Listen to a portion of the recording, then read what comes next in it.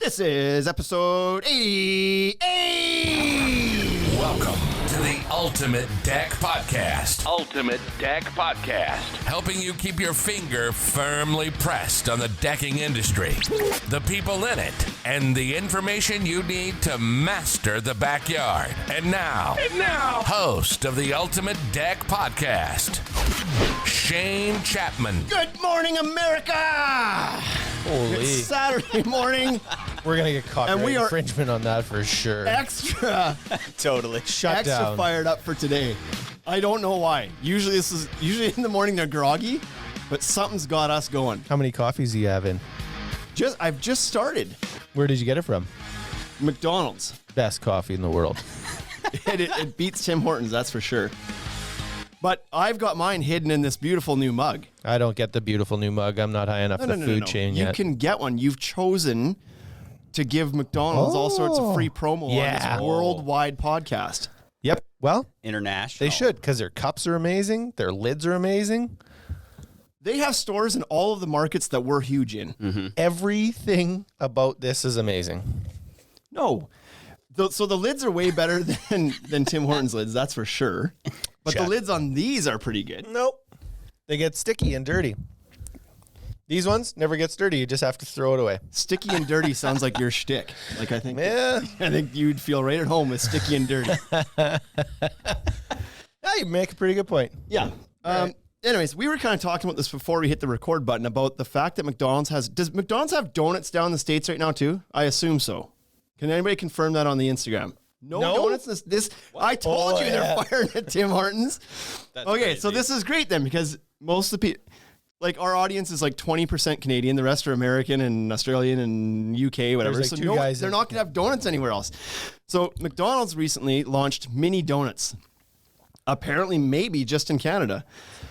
And I was just asking the guys here, I was like, do you think that that's just a direct shot at Tim Hortons? Because again, for people in those other markets, there's Tim Hortons in the States now, but it's obviously not the icon that it is in Canada. Yeah, it's no Dunkin' Donuts. Right? And so Tim Hortons has been pushing towards the fast food thing, getting away from coffee and donuts, not away from, but like adding in the fast food component. And a while back, last summer, they launched hamburgers. Mm-hmm. And like they were bloody awful. They were not good hamburgers at all. No, they were terrible. They were bad. I didn't order one because it's like I have this theory about when you order food, you should order the food that place makes well. Right. So for instance, when I go to a pub, yeah, but you just said they don't make good coffee either. Who? Tim's. No, their coffee's great. Their cups are trash. Oh, I see. Their coffee's not good. It's good enough. But the point is, like, you don't go to a pub, you don't go to like a place where you order beers and wings and get a ahi tuna salad, right? You just don't do that because that's not what they do. So Tim Hortons does not make hamburgers. I never ordered one. Right. Because it was like, no, these guys do coffee and donuts. That's what they do. And they do it well. And so that's what I'll order. But I'm a sucker for new things. I see that come up in the menu. It's like, I got to try it. Oh, yeah. I'm sure it's not going to be as good as a burger joint, but I got to try it. So I tried it.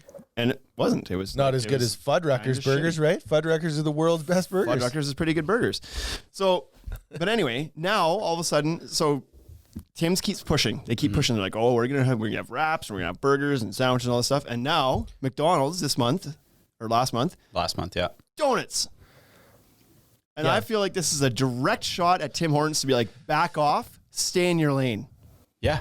Definitely. And now the fact that they don't have them in the States at the McDonald's, I think almost proves my point. I think they only have like apple pies and chocolate chip cookies.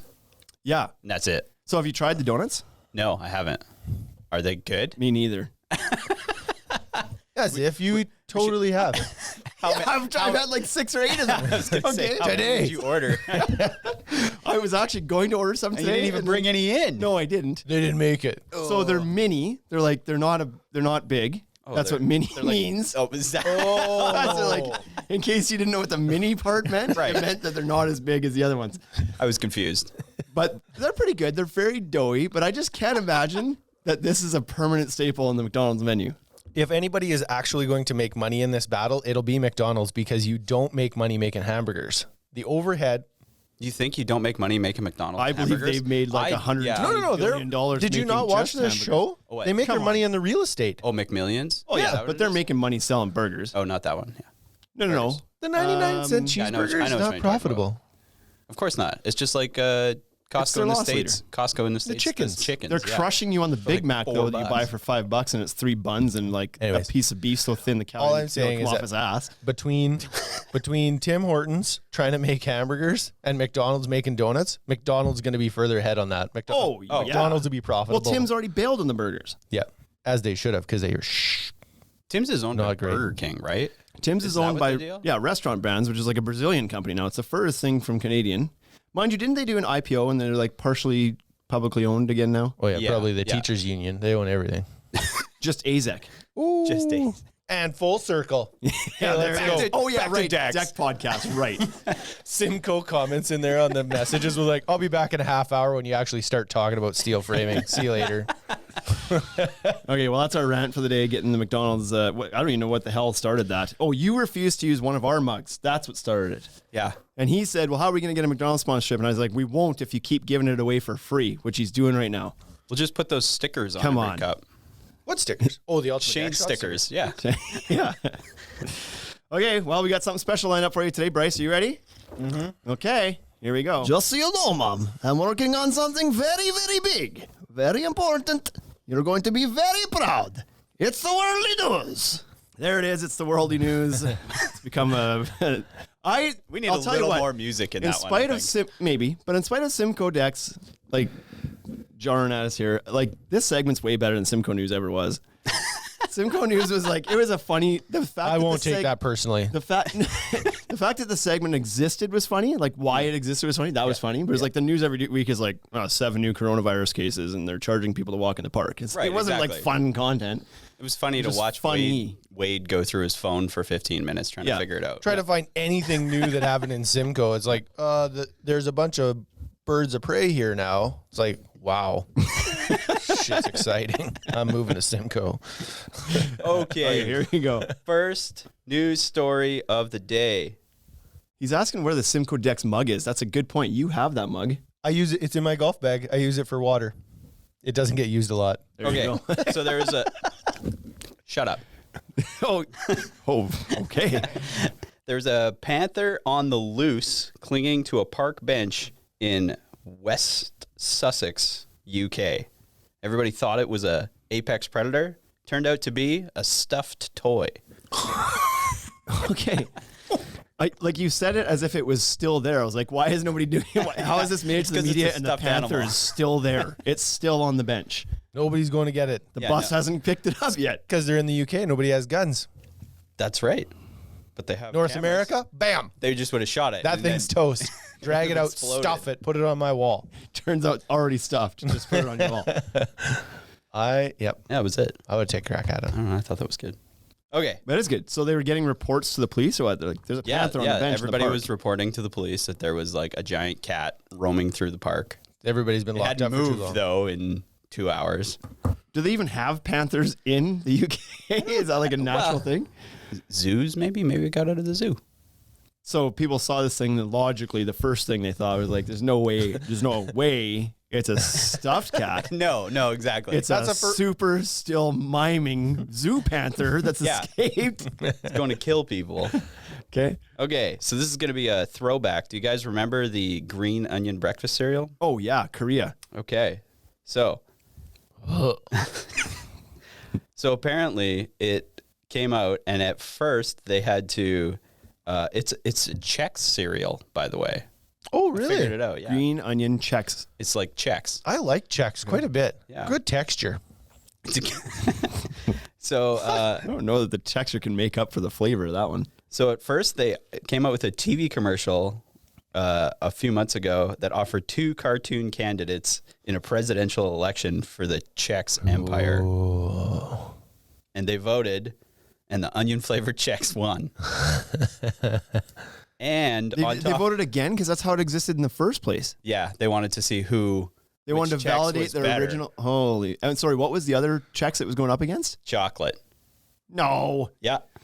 Green onion wins over chocolate. That country is just full of a bunch of funny guys. That's what's happening. It sold out over 2 days. In So, 2 days, I just thought- you can't buy it. I just thought of this though. You know how It's like treated lumber right now. around holiday times, whatever, people make like, I don't know, whatever you want to call it, like nuts and bolts or whatever. Yeah, that would be dope Right? I just thought of why you'd want to eat that. all the time. Right there. You don't want to put milk on it and have it for breakfast, but as a snackable little thing, Sour like cream and onion chips. onion flavored little Chex. Yeah, I get it now. Is it because the texture is really good? that's probably the It's not only bad. reason. You'd still take that over the pretzel that was in the nuts and bolts, right? The pretzels or are the Max's mix. favorite. I actually don't Because know it's because the only ones you'll give. I've to never them. thrown him any other ones. You don't like the pretzels? No, I feel like as you get older, you like the pretzels. Not true. I'm there. I'm pretty old. Older, still don't want the pretzels. Okay, the final news of the day. Scott's like, thank God. Do you remember? battery's low on my Do you remember iPad. us talking about? He's the, like dozing off. News, like the baseball games with nobody at them. Yeah. I saw a that picture of this. started. So in Japan, It's always like that. they decided to put dancing robots in the stands. Oh, they always do it better though, right? Right? Of course, theirs would be animatronic. Yeah, they had over 20 dancing robots during the team's song on the podium in an otherwise empty stand. Highest attendance of the year. Did you see the pictures just recently? They've started playing ball in the States again. No? And so they have like like yesterday. cardboard cutouts of people sitting behind home plate. That's a real thing. That's true. Yeah. Really? You think you couldn't just, Yeah, they didn't try. animate some people? Nope. And you know what else? No, they but I think didn't it's try? for the pictures. Yeah, but why cardboard? And it's almost like they're just having, I don't know, they didn't die cut them like right around the actual picture. They couldn't afford it. There's like a white trim around a lot of them, but not evenly. And like some of the people in the pictures are not looking, they're like looking away. It's so weird. But then other parks, they just have nothing. Maybe they just took a picture, like a Nobody still picture of the crowd, and then cut out the people and stuffed them in the chairs they were in. individually, yeah. Why? This guy was in this chair. This guy was in this chair. This guy obviously dropped his hot dog. He's looking down there, Yeah. so we'll put that in for real. I think they should really do the video game crowd like we were talking about. And I'm surprised Where why everyone's they, like, woo! right? Completely pixelated Yeah. and stuff. Oh, yeah. How do they not just do something like that? Anyways, the cardboard cutouts, they were what they were. And then I saw, what's the Phillies mascot? The Philly, what's his name? Oh, the yeah. green dude? Yeah. Oh, come on. Scott helps out here.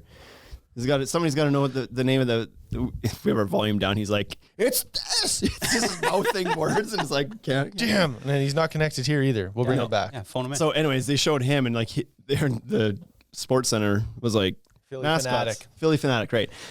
They have the toughest job this year because they're still there doing their thing, but there's no feedback. Right. Nobody around. And the mascots are like, so they showed I think it was a Philly fanatic out in the outfield sitting in the thing by himself, turns around, gets up, does a few dances, and they're like, literally nobody in the entire place is paying attention to the mascot. There's no fans. Exactly. The players are busy. Sportscasters aren't even there. It's like, They should anyway. just hire Gainer. I should be a mascot this year. He knew how to do that. Yeah, that gross thing. Yeah. The 90s version one. The one with 90s Gainer big the Gover. gut. Yeah. Yeah. The big spare tire on it. Okay. There's the worldly news. That was a good one. That was decent. The topic today, we've got a guest. We're bringing on a guest here shortly. And Wade. I think it's just fantastic timing because this gentleman, he has dominated. I don't know if that's true, but he's big into steel. I don't know if he's dominated the market, but he's big into the steel frame game. And that right now is obviously very topical because of the lumber shortages. So we're dialing in Scott Kelly from Precision Construction. You there, Scott? I'm here. He's here. You hear me? We Yes, can we hear can. you, yes. Yep, loud and clear. Everything's good on your end. You can hear us loud and clear? Yep. Good. So no donuts at McDonald's, hey? No donuts at McDonald's. We might have to send you some. We'll have to pack some. They would fit into these. We'll have to pack 6 donuts. Maybe you could into start a this mug. petition, actually. I think that's like trendy. Lots of Yeah. people start petitions. So. Oh, yeah. You could protest that. For McDonald's Could. donuts. Scott, Last thing I need to be doing is eating donuts. Yeah. yeah. I was like, I guilt stopped myself this morning. It's like I rolled up to McDonald's. It's like, yes, you need breakfast and a coffee. You could have had that at home. You chose not to. what you should do is just get a bacon and egger and a hash brown and a coffee and then roll. Don't look at the rest of the menu. Don't do it. Because sometimes I'll roll in there and be like, I'm not going to get the hash brown. I'm just going to get the bacon and egger. That's my restraint. And then they're like, did you want to add the hash brown? That's where my restraint goes out there. It's like, oh, they asked. So now I don't want to be rude. Yeah. Yeah, I'll have, make it 2. Right? And I end up with 2 hash browns. And it's like, oh yeah, and throw some of those mini donuts in there. So just a train wreck. And then I've got 15-minute drive. I hope they don't ask. Please don't ask. Please don't ask. Please don't ask. Please don't ask. Yeah, that was yesterday's story. It's like, don't ask. Want to make it a meal? Yeah, I do. I do. I did the whole time. I did. I was shy. So, anyway, Scott, you own Precision Construction. You guys are in Denver, Colorado, correct? Golden, but yeah. Golden, Colorado. Oh, yeah. Okay. Sorry, I was stuck in the McDonald's drive-thru instead of doing my research this morning, so I was just making a few assumptions. It's all good. Yeah, so let us know a little bit about yourself. I'm most familiar with you because I'm in these Facebook groups is kind of mostly where I'm interacting with you, but you're on Instagram as well. But tell us a bit about yourself personally, who you are, where you're from, family life, all that kind of good stuff.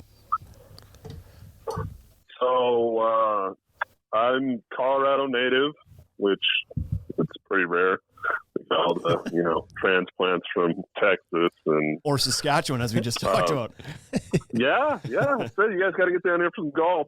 Yeah. But grew up in Colorado.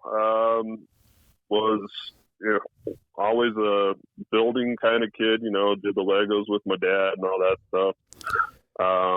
Got introduced to the construction bit through a tenant finish company, actually in high school and college, and that was sort of the introduction to construction. And then as an adult, branched out, bought a house, started fixing everything in the house, and used the job to as an excuse to buy tools. And then kind of fell into working on my own. We had a huge hailstorm roll through and ended up basically re-roofing half my street, and then got hired to do some decks and was doing sort of everything that had to do with the house.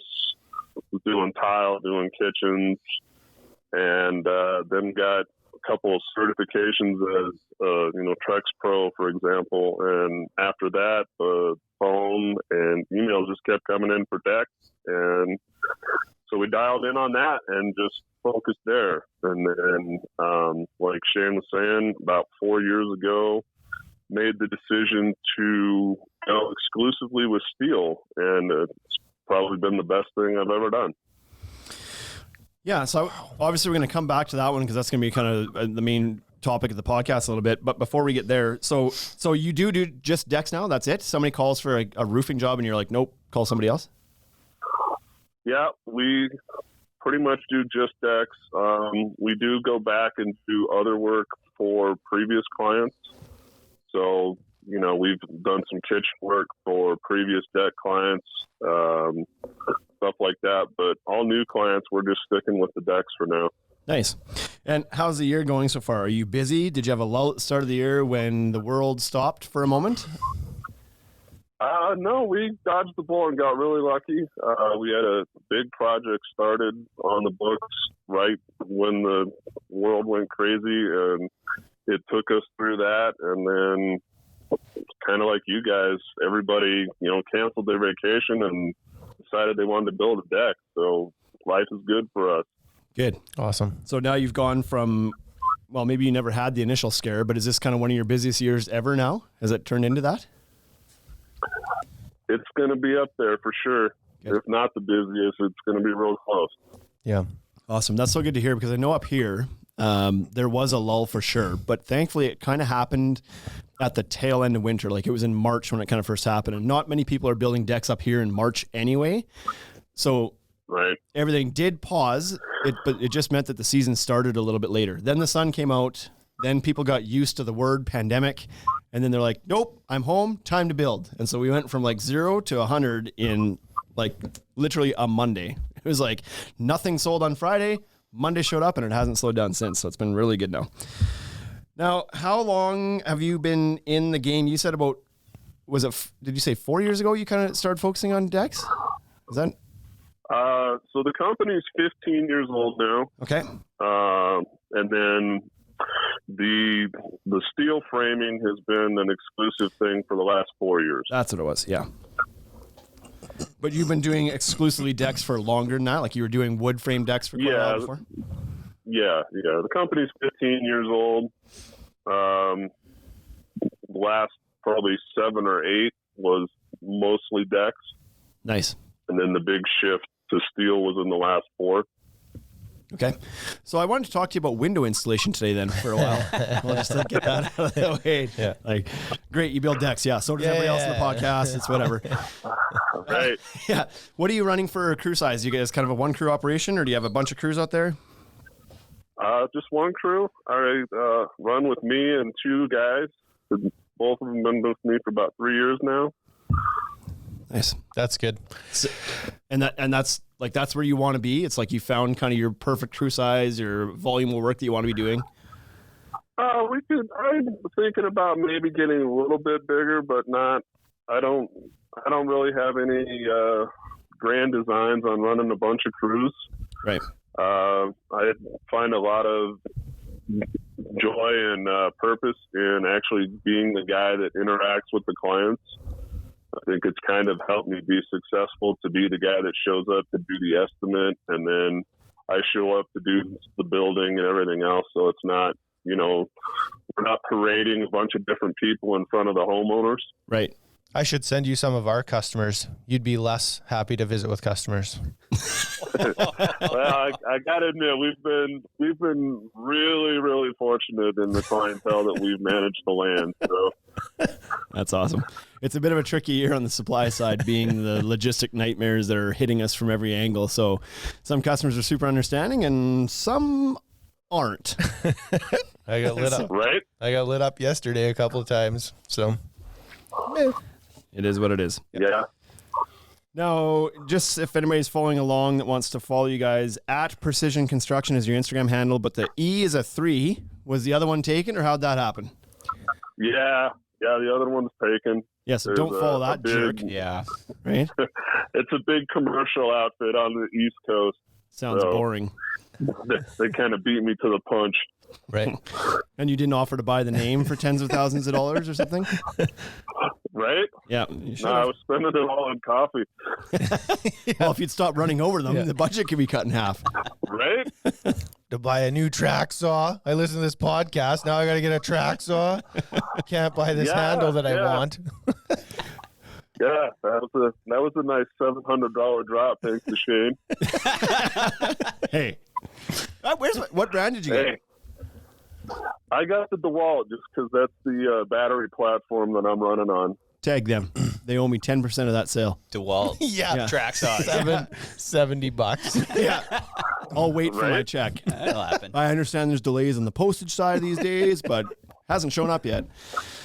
Yeah, but great tools, right? That's all of a sudden become our hook and like a joke we keep coming back to is how insistent we are on people to buy track saws, but they're good. They're really good tool, I mean, you were totally spot on with that thing. right? First time we use it is like, why did we wait so long to buy this thing? Yeah, exactly. That's what everybody says before they get one. They're like, who can't cut a straight line? Then they get one. They're like, that's pretty slick.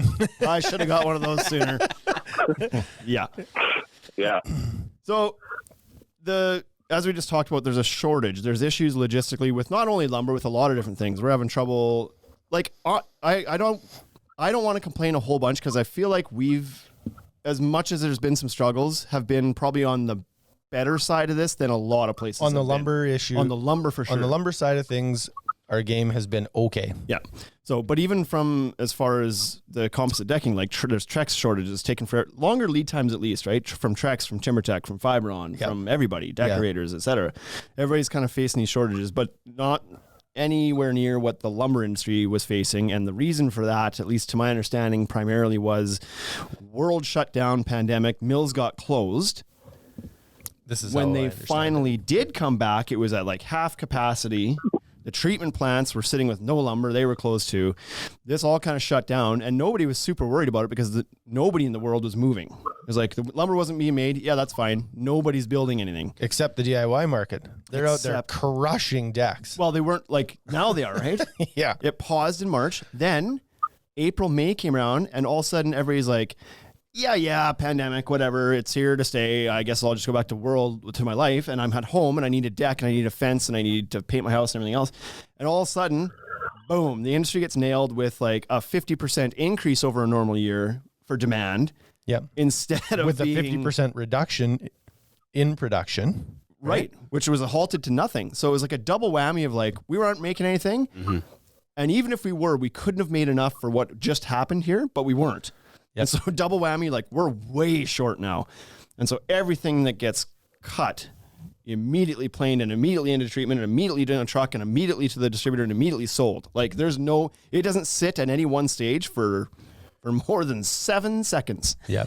I think we should actually take a look at some decks in 5 or 6 years from now and see how bad they really look. It won't take that long. Because that lumber is going to be so bad. It's just like fresh lumber, not treated properly. Right. You know what I mean? There's leaves still on them. It's like you can get the brown leaf stuff or the green leaf stuff. They didn't debark all of the boards. Yeah, no, not fast enough. Yeah. I think we're going to go with like log framing on decks now, actually. Just like, why waste time cutting them? So anyways, the result of this shortage has been like frustration. People can't get the lumber they need to do the building. And you can hint or try to guess why prices are going up. Shortage of supply, massive demand, prices going up because somebody's like, well, we're working too hard to not be making money.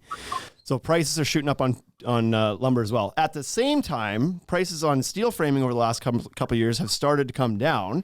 And so now we're getting closer and closer. And guys like Scott, who made the switch to steel a few years ago, are laughing because like the guys that cut down steel trees are still cruising. They're still cutting down steel trees like you've never seen before. So now there's a lot of people going like, I can't get the lumber. Even if I can get the lumber, right now it's costing me twice as much as it normally does. The steel isn't usually much more, or in Scott's case, he's got some tips for us today. Maybe not ever as much as the lumber in the first place. Mm-hmm. So it's available, and the cost isn't that much different anymore. And it's going to last forever. And it's going to last forever until you get those big Canadian steel beavers we've talked about in the past podcast. Be careful of those. You got to watch out for the steel beavers. Steel termites. Yeah, and so. What a perfect guest to bring on because he's worked exclusively with steel. He's getting hit up with questions on these Facebook groups nonstop because he's posting pictures of this steel all the time and he's cruising along being like, yep, crushed another deck this week. And guys are like, I went to 7 box stores and peeled off 12 2x8s. I can't get my job done. So, Scott, this is going to be your show because you're more familiar with this stuff than we are even. And you've kind of given us some talking points so we can get into that a little bit. Wade's going golfing. I'm out. See you later. We've sold a tiny bit of Trex Elevations. We have not worked with it. We sold it to a contractor who did it. Over the winter, we've been talking to Fortress for the last number of years, 2 or 3 years, about the Evolutions framing that's finally in market here now and distributed. So we got on board with them at the start of the year. We have the display that we didn't get put up in time before the season started, but we have it. Yeah. So we're kind of trying to prime ourselves to get ready for people to start asking for this stuff or for us to sell a little bit. And now you're going to teach us how to do that. Yeah, I want to sell it. I think there are so many reasons to do steel framing. So. Yeah, exactly. So why don't we start off? Absolutely. Your first point. You've worked with them all a little bit. You've worked with Trex Elevations. You've worked with Fortress Evolutions, and then just typical light gauge steel. Give us the give us the down low on those 3 options. And I don't know what to ask, but you tell me what you need to tell me about that. Okay. So I did the Elevations first. Did a couple of projects with that. Did a real big one up in Boulder here. It was about 1,500 square feet. So that was, kind of got to really feel out how the Elevations was going to work out and perform. I love those 2-day jobs. Those 2-day jobs where you can just go in, knock it out, right? I'm going to just experiment with this. How much? 1,500 square feet. Yeah, sure. Okay, I was thinking more like 200, but fine. Yeah, that job was actually probably one of the most miserable jobs we ever did. I managed to schedule that one in winter time up in a canyon on the north-facing house. And yeah, we had a couple of days where we spent the first like hour and a half taking a scraper and scraping the ice out of the grooves so that we could put the hidden fasteners in the boards. It was a good time. Yeah. I would have used a torch, I think. Would have heated them up. Right? Yeah. There you go. So yeah, that was sort of the Trex thing. Was pretty happy with it. My biggest knock on the Trex was the gauge of the steel. So the Elevations is an 18 gauge, and it just didn't have some of the spans that I wanted to get out of it. It's fantastic stuff for if you're going 15 feet, 14 feet, maybe 16, something like that. But it just didn't have it didn't have the reach that we wanted for some of the bigger jobs that we ended up getting. And the powder coating on it tends to not be that fantastic. It seems like it's really easily damaged. So, and just like that, it's showing up kind of scratched, or it chips off while you're working with it, or what? Yeah, it comes. It's inevitable that you're going to get some damage. You guys know there's forklifts and there's strapping and there's everything else involved. So there's some product damage that's going to happen. Yeah, not here. But, not yesterday. Oh boy. Not 3 lifts of Fibron on the ground yesterday off a semi. That didn't happen. That's right. I didn't run over a coffee mug either. So yeah. I would think I would have taken the coffee mug. There's no chance that the damage of your coffee mug was the same. Yeah. Right? Ew. I bet I didn't pay nearly as much for that mug. You guys probably paid a little bit more for that Fibron than I paid for that coffee mug. It'll be the gift that keeps giving. Like, we'll just continue to find scratch boards for the next few months out of that, probably. But right. Yeah. So the Trex, though, it's honestly, and other guys, there's a guy out on a Newcastle build that does a ton of elevations, and we've talked. The powder coating on it is just, man, you look at it sideways and it scratches. Interesting. And it's that real, it's Trex, so it's this super unique color, and you got to buy their special touch-up paint that costs you $15 for a tiny little can, and it's kind of frustrating as a builder when you got to get dialed into something that's specialized. It's so frustrating because it's not like you don't want that stuff to show up scratched. You want the finished product to look good. So it's like, listen, I've invested the money in the steel framing. I've bought your expensive steel framing. So at least sell me the touch-up kit cheap, because I can't get it anywhere else. And it's like the other option is I don't touch this up, and and then my customer tells all of their friends, oh yeah, the Trex framing scratch is super easy because you don't want to fix it. You know what I mean? It's just like, and rusting. Yeah, you've got got me on the hook. You get that. So give me the touch up with you get the joist with the big scratch, and then that brown has that nice rust streak through it because you didn't want to do the touch up work. I feel like our negotiations with Trex on a sponsorship for this podcast are taking a massive hit right now. Huge hit. It's unlikely. It's unlikely we're going to get it on this one. This is not the one to show them. But I don't know. My Trex rep is unfriending me as we speak. Yeah. yeah, that's right. I just think that it's really, Shane and I talk about this all the time with this podcast. The reason we don't take sponsorships is because if we did, I'd be here defending that like crazy. And it's like, that's not why we started this thing. But I want to hear the truth. I want to know what's wrong with it. Exactly. Everybody listening wants to know what the actual advantages are between these two brands. The other thing is, sorry, this is getting a little bit off topic, but while we're on the topic of Trex, I think it was Adam Darova in these groups too that said he's big onto the Deckers bandwagon right now, and he's nothing. He doesn't want to touch Trex at all, and he's been vocal about it, and people were dude, Trex is watching, whatever, right? Yeah. And he's like, listen. It's just that Decker's board is the best board out there right now. I have no doubt that the next better board or best board is going to come from Trex. It'll be Trex, the next good one. And so for the same reason, the same thing we're talking about now, I am sure Trex on their end, has smart enough people to understand that they shouldn't take offense to these kinds of things. It's opportunity to make a better product. Yeah. Listen, the guy that uses our I'm stuff, hoping so. right? The guy that uses our stuff like crazy and has used competitors' products is saying our finish is coming off a little bit easier. Maybe we need to bake that on a little thicker or something, right? Hopefully. So right? And like they didn't become number one by not listening. So hopefully that's the result of this. But anyways, continue on, Scott. Let's hope.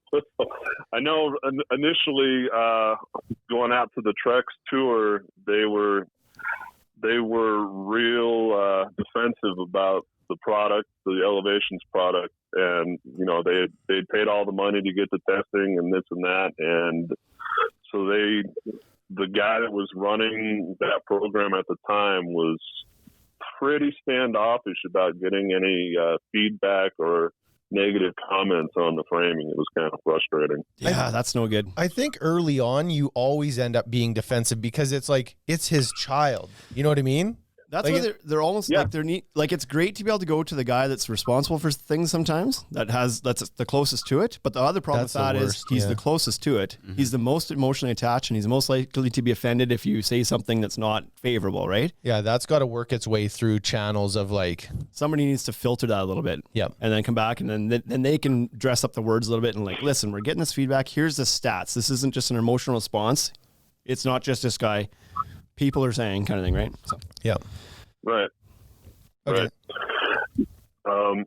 And then, so the last thing, elevations wise, is they, at least for me, the thing that was super frustrating was they put out, it's a C-channel joist, 18 gauge, like I said, but they put it out in an 8-inch and then didn't make the adjustments to their fascia. So you've got this great 8-inch board and 8-inch track and all of this, and then you can't put a standard riser board fascia on it. You got to buy the 12-inch fascia and then have the big hang down. And it was like, come on, guys, if you're going to be marketing as a system, why don't we make it, add 3/4 of an inch to that 8-inch fascia so it covers your product? Yeah. Yeah, because it wouldn't hurt if it overhung wood by that much, right? Like if you did a 2x8 that was treated and the fascia hung down a little bit, that wouldn't matter at all. Like no, it'd probably a good thing. Probably be fine. A little bit more, right? A little bit hang. Yeah, that's interesting. Right. Good. I hadn't heard that. Yeah. Be a heavier overhang because, obviously the big thing with the steel is the 8-inch, the measurements aren't nominal with steel. It's a legit 8-inch. If an 8-inch joist, it's actually 8, not the 7 1/4. Right. So if you had to do two positives for the elevations framing, what was good about it? Oh, I mean the spans are still fantastic. It's and this Fortress, the light gauge, stocking it as a builder, it's so much easier to stock. You can carry. One guy trying to carry around a 20-foot 2x12 stick is pretty much a handful, and in the elevations, you can carry 4, 6, 20-foot pieces at a time, Right. and it's like no big deal. You should see the some other of our big yard plus- guys. They can carry 4 20-footers. Yeah, I could when I was younger. I don't try that nonsense All anymore. back is totally shot. Oh. Right. The other big thing for Trex is it's Trex. So you got the name. If you're talking to a client, you've got that name backing it. They did have they had the engineering done, so that process has been completed for contractors. You can draw up a plan and elevations and go to a building department and say, hey, here's the engineering, here's the code compliance report. And, that really helps with the permitting process because the engineering's already been done on the product. Awesome. So that's a big plus for the Trex as well. Fortress, I know when they first hit market, we're struggling with that, but I talked to those guys and made sure before we got on together, and Fortress got their ducks in a row on that too now. So they've got their engineering and they've got their code compliance stamps too. So that's a big plus for both systems, actually. Yeah, they had told us last time we talked to anybody about that, they had said that they had, I think it was 2 engineers in Canada, one in Calgary, one in Toronto, that they would actually send every job to those engineers to stamp off on like site-specific plans. Not just general engineering, like, yes, it can span this. Like, they actually would send, like, here's the cut list and here's how the shape and size of the deck, the blueprints essentially, and they would stamp those plans. I don't know So if they that's how that ended up I feel like happening. they were doing that in Canada because a lot of our engineering needs to be site specific. Like, if you do a set of piles, we can't say that a helical screw pile is just good. It has to be right on there, the address that it's going in, and then it has to be stamped for that address. And so, Yeah, the helical piles we use are same thing. The helical piles are job specific, but they will take most of the building departments out here now will take the code compliance stamp, and that was, I know with elevations, that was the big problem when they first came to market here, is that they had the engineering done, but the firm that did the engineering was out of Florida. And so the Colorado departments were like, well, that's a Florida engineer, we're not going to take it. right. So now that they've actually invested the money with Intertech and got that code compliance form, that took that hurdle out of the way for the building departments as far as getting the permits for the elevations stuff. Perfect. Good. Okay, so what else about those are some great tips and pros and cons for the Trex line. Now, what do you pitch all these options to the customer, or do you decide which one you're going to use based on the job? Pretty much everything is job specific. In all honesty, that's how we end up with the light gauge steel most of the time. Is we have gotten projects and clients that candidly are asking for stuff that the Fortress steel and the Trex steel just isn't capable of doing. Right. Okay. So tell us a little bit more about the Fortress Evolutions then. Kind of do that same breakdown you did for the Trex Elevations and give that to us, the pros and cons of Evolutions as well. Okay. So Evolutions, I'm kind of biased on. 3 years ago, somewhere in there, actually before they went to market, Kevin Burt, who was the product engineer or product development manager for Evolutions, those guys actually flew me down to Garland for a couple of days, and I got to do a consult with all of them before they brought Evolutions to market. So that was pretty cool. That's awesome. Awesome, yeah. I mean, I think that's one of their big pluses is that, you know, they actually went out to guys that were building and said, hey, what are your thoughts on this? What can we do? I think that gave them a little bit of a leg up on Trex, even though they don't have the brand name recognition backing that product. Yep. It's way easier to be the second guy in, right? Like Trex came to market with what they knew at the time, and it's easy to sit back and be like, and have years of feedback from people who've used Trex and then be like, let's improve on this a whole bunch. You're not married or emotional to it because you're going after the other guy. You're not tied to the idea of it. So it's like, then they bring so fantastic. Not surprised that's how that went, but that's great that they got that kind of feedback. Yeah. So I think one of the biggest pluses that the Fortress system has for it is that it is actually designed to function as a system. You know, they spent the time, they spent the money, they spent the research dollars to make all the different components so that, you know, a builder, a homeowner, somebody who's trying to get into steel, it's a much friendlier transition for them. You know, one of the big examples of that would be that they have their ledger system that's pre-designed for 12 or 16 inch on center. Right. I know that when we saw that, I was just like, yep, that makes perfect sense. Why wouldn't you do that? You could just punch the back out and it works. Like it's so slick. Yeah. Yeah. And I think that's, you know, I've talked to a bunch of guys about that where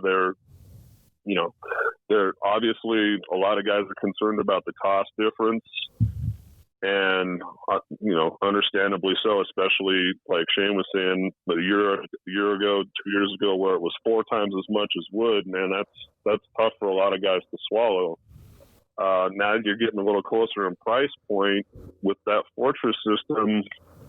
Once you do 1 or 2 of them with the way it's designed, with that pre-punched ledger and the blocking is all pre-cut and all that, you get used to it. You can put that up faster. You can put that up faster than a wood frame, even if you've got guys, ramming in nails with a positive placement gun. You're still dealing with hangers and measurements. And that Fortress system, man, you slap that ledger up and you just start dropping joist and go. Awesome. How does the price compare between the two, between Trex and Fortress? Are they similar? They were really close here the last time I checked. I haven't honestly used the elevations in a while, so I'm not totally dialed in on where that price point is anymore. Okay. The other thing, so the elevation system, or the evolution system, their big thing was that they made a really conscious effort to try and make guys that have been building with wood for 20 years comfortable switching. And that was, honestly, that was a big part of the reason that they did the tube steel versus the C channel, because they wanted guys to be familiar with that shape. Right. It's so funny how that makes such a difference, right? You grab the joist and it's like, well, this looks and feels like a normal wood joist as opposed to being open on one side, which is, it's funny, but yeah. Yeah, no, I mean, honestly, that's a big thing. I know the first steel deck I ever did, I at the time was trying to work out the blocking and everything else, and with the C channel being open on the joist, man, I put my hangers in wrong. I had to back the stupid L brackets out because I turned the C the wrong way on the ledger, and yeah. You just, you don't have to deal with that with that evolution system. Right. And so what you mentioned before that the Trex was 18 gauge, and so the spans weren't as long as maybe some other options. What's the story on evolutions? Unless they changed, I know at the time they had talked about doing a 16 gauge and an 18 gauge. Okay. I believe that they just went straight 16 gauge tube steel now. Okay. So they get quite a bit bigger spans. Yeah, that's like, what do you get, 20 feet out of that? The last time I checked. I think you can get close to that. That's the nice thing with both. That's the other nice thing with both of those systems, the elevations and the evolutions. For guys that are doing their own design work, is you can go right to the website and pull a span chart right off of the website. Makes it real easy to do your takeoffs and your design work. Right. Yeah. Awesome. And it's the great thing about that too is when you're looking at those span charts from those guys, they've got it broken down from anywhere from 50 pounds per square foot up to like 200 for commercial applications. And I mean, you can't tell me how far a 2x12 spans in a commercial application without an engineer typically. That's right. And so the standard framing for the Fortress is typically, it's mostly 2x6, isn't it? Or is it? It's all 2x6. Yeah. So that solves your riser issue, I guess, right? You can use standard risers on it then. Okay. Yeah, it's definitely more. It's cheaper to put fascia on, with the caveat that the steel screws cost more. Right. Yep. Okay. So any other pros before we tear this thing apart? The black powder coating is nice. It seems like it's a little bit more durable.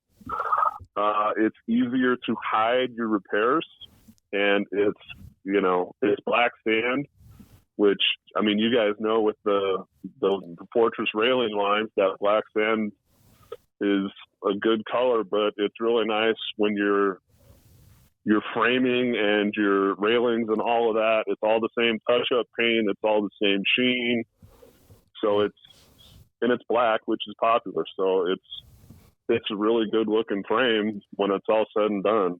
It's almost like Trex with their decking colors are beautiful, but it's almost like their tertiary accessory products, whatever, that they just go for whatever they can find on sale at the discount bin for the colors. It's like Rain Escape. Right? How about orange? I guess orange. Like, right. I suppose somebody out there probably likes orange. It's like, how about terracotta is a really steel? good color. Yeah, terracotta it's hot. I think it's going to be trendy. Stop. I think that was marketing ploy because the terracotta Rain Escapes was so god ugly you had to finish the ceiling underneath to hide it. Right. Yeah. Exactly. Yeah, they must have bought shares in Tongue and Groove Pine right after that. So I always speculated for years. It was like, because everybody always asks. The customers would ask. When I was building, my guys would ask, like, "Why is it orange?" I was like, "I don't know," but I assume that black must not work for some reason. It must like shrink, must move too much in the sun. I don't know. And then they came out with black. So I was like, well, I guess that wasn't the reason. Right. I don't know why it was ever orange. Right. So anyway, so works better as a full system, much friendlier transition, more familiar to wood. The 16 gauge tube steel works good. The 2x6 profile works good. Powder coating is black and more durable. Anything else to add to that? I believe right now, and I was talking to those guys just the other day, for guys that are looking to get into the game, if you get a hold of the regional guys or your local Fortress rep, I know that they're doing free takeoffs on projects for guys right now. Oh, okay. Yeah. So that it's, that's a big help for somebody who's trying to figure out what you need to get started. Right. Yeah. That's a good move on their part. I imagine that the Trex guys would probably do that as well, but it's like you have to, if you don't know how to do the takeoff, you need to help them so that you can break that barrier, right? Yeah. Yeah. Yeah. I know for a while there, Trex was offering the design, like a design takeoff service. But then the last time I looked into it, they had started charging for that. And as of now, Fortress isn't. Right. They're like, Scott, we've done enough of these for you. You know how to do it now. Quit being so lazy and do your own takeoff. Okay. Something like that, yeah. So, Fortress, all roses. Why is it shitty? What are the drawbacks? What do we need to know? It's heavier. Okay. Obviously, the tube is heavier.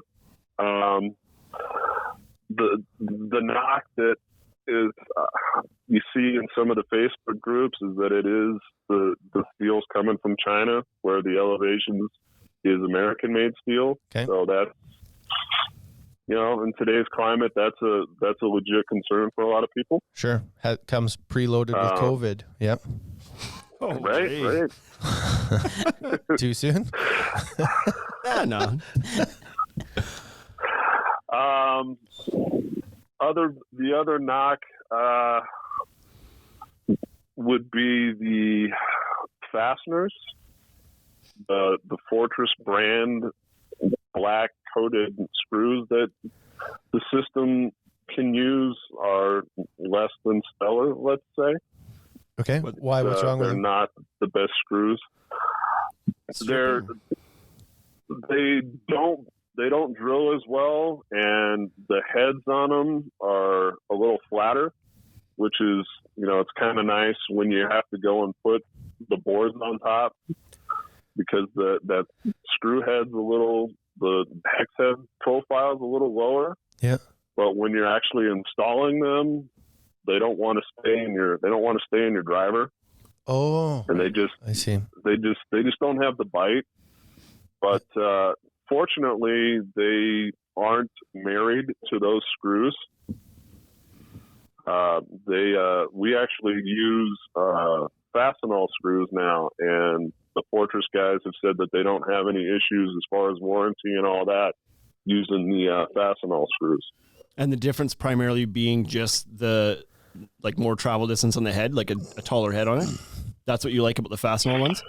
The Fasteners ones, yeah, the head's bigger, they cut cleaner, and for us, the pricing on them is substantially better. Okay.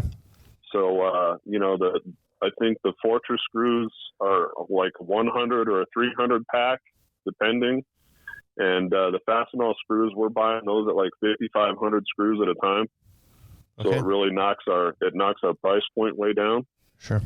Like, if you're trying to We save can also- a bit of money, could you not just like PL Premium and Brad nail it all together? Right? Right? I'm just saying. Well, I mean, Don't stop honestly, there. the whole reason to get into the steel game is because of the magnet. Yeah, exactly. Yeah. No, that's cuts half the work of installing the magnets out. Right? That's right. So yeah, Unbelievable. that's a great thing. I had a couple of the guys that I've talked to in the groups. That's been one of the big things I brought up with them is the screw issue. Just because after a couple of years of doing it just you really learn to appreciate the difference. Yep. Yeah. Yeah. No, first time using it, probably nobody would actually pay attention to that, right? You don't know until you've tried something else that it can be better. Just a quick comment from Right. New England Deck Pros says you just have to, instead of getting the guy to pull out the power planer and playing down the high joists a little bit on wood framing, with Fortress, you just have to get out the bottle of Lysol wipes and wipe Clean all every that. piece down as it comes off the truck. Right? Comes out, wipe it down. Sanitize. Right? One of those like weed sprayers, just like good to go. What are you doing? Disinfecting my deck? Came from China. Yeah, that's right. This is a funny, That's just a funny tie-in. We get messages from Chinese manufacturers of wood, plastic homes and decking like all the time, usually on Instagram or Facebook or whatever. And I got one yesterday. Oh yeah, same here. Yeah, sends a bunch of pictures of like same profile and stamp that you see like on it, pretty much anything that comes out of China. And like, would you guys consider buying Chinese decking? No. Where do you currently buy your decking? It's all USA and Canadian made. And he laughs. He's like, USA made. Ha ha ha ha ha. And I was like, you don't understand the environment over here right now. That's not how people here feel. Like, Yeah. but apparently they might feel the same way about US steel as the US guys feel about the Chinese steel. Yeah. They might. Yeah. Okay. Any other things that guys should know about that maybe aren't as slick about Fortress? If you get outside of the typical parameters, it can be a little bit daunting, for lack of a better term. You know, you end up, say, 10-inch on center or something like that. It's the system component doesn't really kick in, and now you're kind of treading in unfamiliar territory. And So a lot of times, is that because they don't have adapters? So, for instance, you need to move a joist cavity a little bit because you have you got a vent that you need to get around, or you have an outlet box you have to get around. So do they just not have the right adapter to fasten onto the ledger so you can make those adjustments? you can use the L brackets, which is what they have you do. Okay. They just don't have the punch outs for anything other than 12 and 16 on center. So you don't get that slick bracket that pockets through the back side. Right. So And how does that work in it when you do have to move a joist and you're not going to use one of the pre-cut pockets? Because there's a flange that kind of like the cut is basically folded out, is it not? And it slides over top of it, or am I remembering? I think that's how I remember it. So do you just pound those flats? there's the flaps are usually on the outside for the rim, because they make two different rim systems for that system. Oh, I see. The ledger's just got the cutout, and it has a little bracket that you slide in from the back, and then the joist actually pockets onto that bracket. Oh. I see. It's got that like 2-inch wide. It's like a profile that stuffs inside the joist. Okay, sorry, I got to cut you off That's here for a actually one second. of the things. Scott, sorry, I'm going to cut you off right here because our time is going to end. We're going to restart the Instagram. We'll get you to join back in, okay? It's going to shut off in 5 seconds, here, so we'll get you to rejoin. You're listening to the Ultimate Deck Podcast with Shane Chapman. Hey everyone, this podcast was a fantastic one, ran a little bit long. So we've broken this into 2 parts. Part 2 with Scott Kelly from Precision Construction is available now.